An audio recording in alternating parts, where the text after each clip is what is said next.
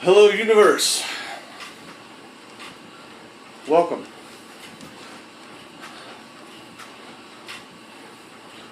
If you are participating in the Shayloss 5-week challenge, this would be day 5.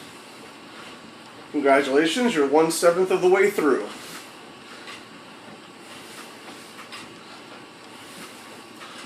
If you have an ongoing workout routine, and you're just along for the ride with me, well then good for you, you're still here. I'm still here. This is the 3-week mark for me. Actually, I did a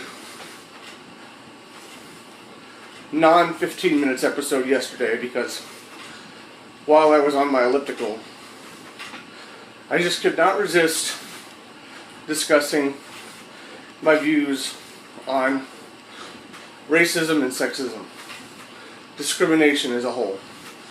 Now, I did not make that a 15 minutes vid because I felt like I've been sort of analyzing the crap out of things lately. And yesterday I decided not to make that video of 15 minutes because I wasn't just looking to do a rant. I wanted it to have its own voice. Because there's other things we can talk about that aren't necessarily rants about the hypocrisy in the world. So, if you would like to watch that video, go check it out on the channel. It should be the video before this one. So, I will make one last comment about the Paula Deen thing, very briefly. And that is, there is a comedian by the name of Kevin Hart, who happens to be of brown skin tone, who came to her defense and made a great comment that the usage of language has become such a severe penalty to people because of the way it's being portrayed. He doesn't think it fits the crime, which he's right. It really doesn't. Now, the one thing I don't agree with Kevin Hart is that he uses the N-word in his act 5 or 6 times just in a promo for his stand-up routine. Once again, I just think the word does not belong in our vocabulary anymore. And eliminating it is what we need to do in order to move forward. I do agree with his thoughts about the way Paula Deen is being treated, because no one's judging him for using it. And it's a double standard to let certain people get away with it, but not other people. It's a double standard. So anyways, moving on from that, there is an app I heard about that sounds really, really interesting, actually. And I've heard of a couple of these because it happens with, you've heard of, is it Uber? I want to say it's Uber. I can't remember specifically, but where you can, it's like a cab company, but not with a cab. They use town cars, so much nicer cars, and you can get picked up, and it's a more expensive service. And now they have an app I've heard of where you can rent an apartment, like someone's apartment that they're not living in. You can rent it when you're on a trip to a certain city, and it's cheaper than a hotel, and you have a heck of a lot more space than you would in a hotel for a vacation somewhere or a business trip. And that's a smart idea too. A very smart idea, as a matter of fact. So there's that, and that's pretty nifty. I kind of like that idea. And now there's one called Get Around, and it's basically so you can rent out your car to people if they need to rent a car for the day. It's a really interesting concept. When it comes to cars, I suppose the same would go for renting an apartment or something, but specifically for a vehicle, I would be curious how it works because of insurance. Because you rent your car to someone for money and they get into an accident,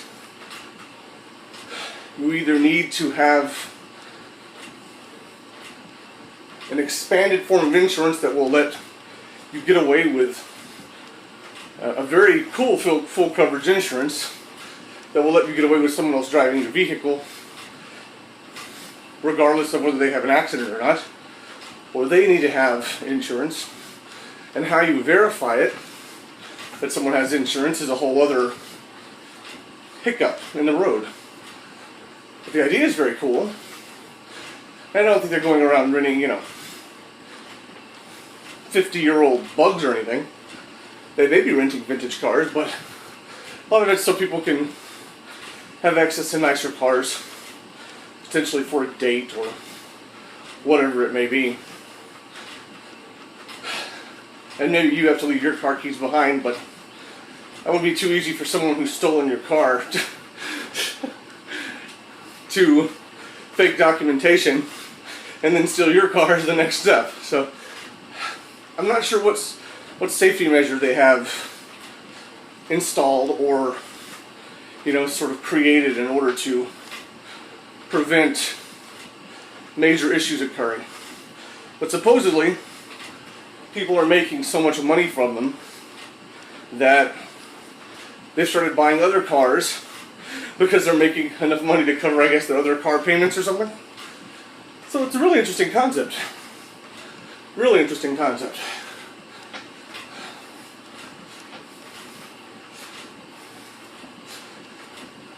They have another movie that came out today too, called White House Down, with Channing Tatum.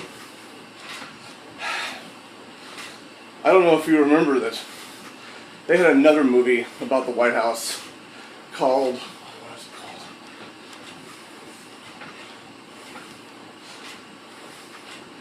Started with an O of some kind.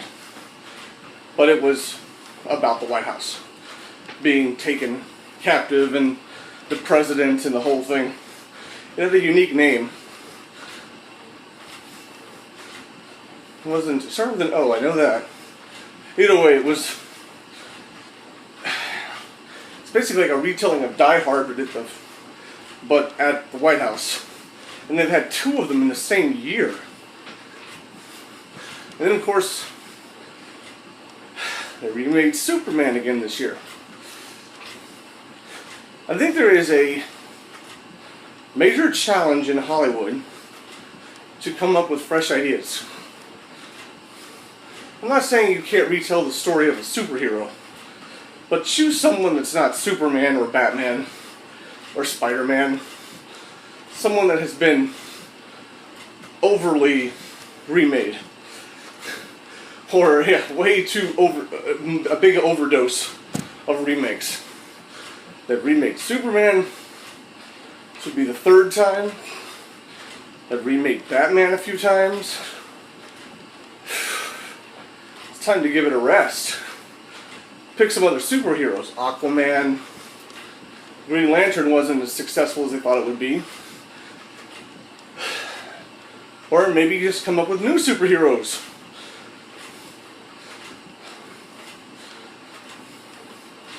We're just in that kind of a world now where Hollywood looks back at old TV shows that were successful and they want to remake them as big movies. Because they're like, we can get the same success on the big screen. We'll get the core audience to come in. I don't think that's necessarily the case. Because some things stand better on television than they do in movies. Lots of times people who go to the movies are not necessarily people who stay home and watch television a lot. Just like people who stay home and watch television a lot aren't necessarily people who go to the movies. Either because they're socially more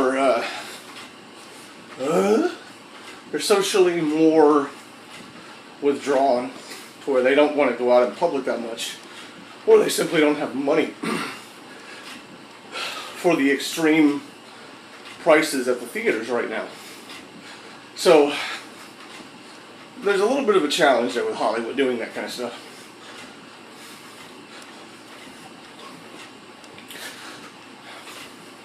If you're a follower of If you're a follower of Shay Loss or the Shay Tards, then you know that Shay has a video that he makes every weekend right now. A lot of buzz this week. He has a cartoon he makes called Shaybeard. Shaybeard. Shaybeard. And it's on Cartoonium. So cartoon with an IUM at the end. And that's going on every week. I think he has 18 episodes. And he's on episode 7, will be revealed tomorrow, I suppose. So I encourage people to go and check that out. It's a very short cartoon, but it's original in its own way. It has its own voice. It's very different from a lot of other cartoons. I've watched almost every episode, pretty much weekly, because it's only like 3 to 5 minutes long, tops. But he has his own voice. He's putting something different out there, and I like that. So, I've watched a number of videos people have been putting out with regards to Shay Loss. And there's some really smart ideas in some of these videos. I mean, people putting serious effort into it. It's great. Doing things their way. Not necessarily following the same pattern as Shay, but finding what works for them. As a matter of fact, in the day 4 video that Shay posted yesterday, he and Logan, they talked about how you have to find something that works for you. And that's so very, very true. So it's great to see that they're making sure people know that what works for them may not work for you. You have to find your niche. They're also saying you have to push yourself. And that's true. But don't confuse pushing yourself with over pushing yourself. Meaning, if you can't do more than 20 sit-ups at a time, and you start getting to 25 because you've pushed yourself and you're starting to get nauseous, don't push yourself to the point of nausea. That will actually not only stop you from working out, but it will create a mindset that when you work out, you get ill, and you will basically come to this philosophy that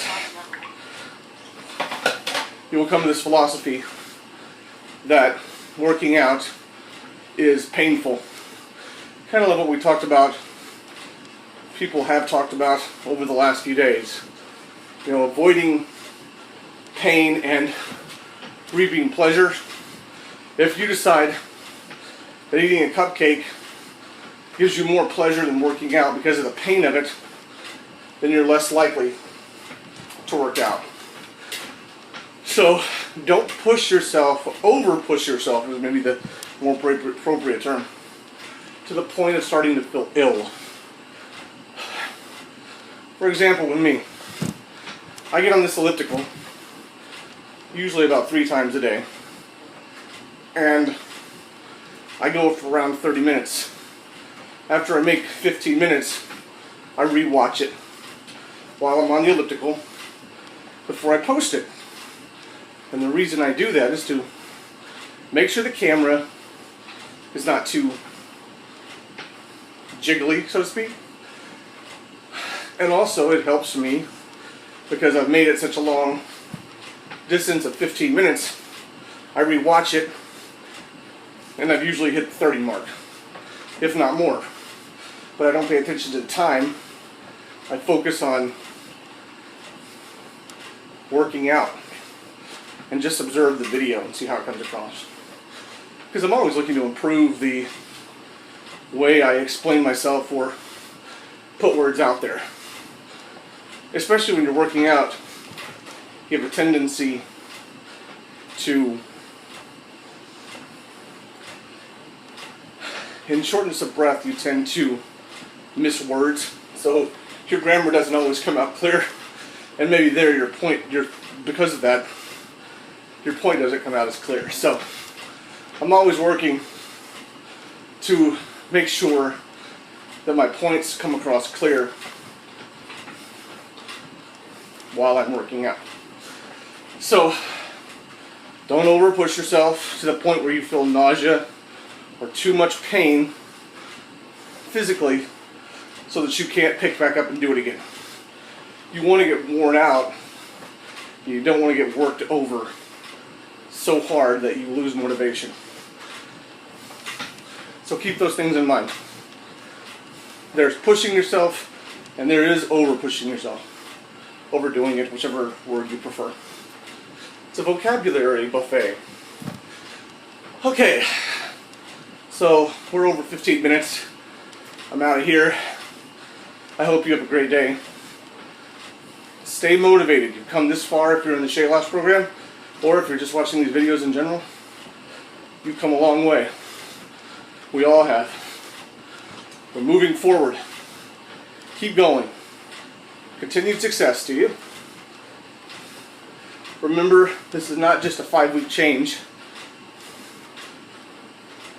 This is a change in lifestyle if you're really looking for results. 5 weeks is a start, not the end of the road. It's basically like the equivalent of a 30-day pattern change, because they say if you do things for 30 days, it becomes a pattern. That's pretty much what this is an effort to change your pattern. So remember, 5 weeks is not the end of the road. That's why you don't want to overdo it. Because at 5 weeks, you may get it through the 5 weeks and go, oh, that was too much work. Motion creates momentum. So stay in motion and believe in what you want. The great quote from Napoleon Hill, and I'm sure it's not just Napoleon Hill, but that's where I've heard it. The quote is, and remember this is truly important: whatever the mind can conceive and believe, the mind can achieve. Make it a part of you. Make it where there's no question that you have to follow this path. And you will. Take care of yourself in it though. Don't do things to a place where you get discouraged because you expected too much of yourself when it wasn't even truly possible to go that far. So the extreme version of that would be, don't do 100 push-ups a day if you've never done 100 push-ups in a day. Step by step. Small steps to big results. It's true. Take it easy. I'll see you tomorrow. Live with passion.